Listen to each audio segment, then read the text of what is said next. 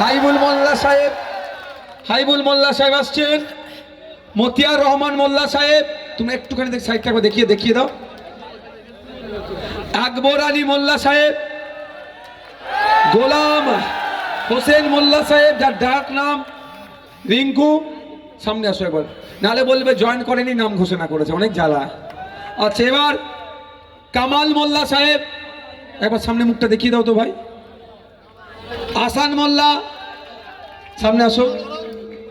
আমিনুর মোল্লা, যার ডাক নাম মিন্টু, ইনারা হচ্ছে নেতৃত্ব স্থানীয়।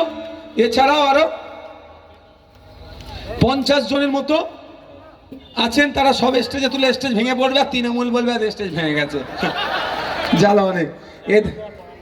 51 এবং 52 নম্বর বুথ থেকে এরা আইএসএফ এর আদর্শকে মেনে আইএসএফ এর ছায়া তলে এসেছে। হিংসা মারামারি মুক্ত সমাজ ব্যবস্থা এনারাও চাইছে।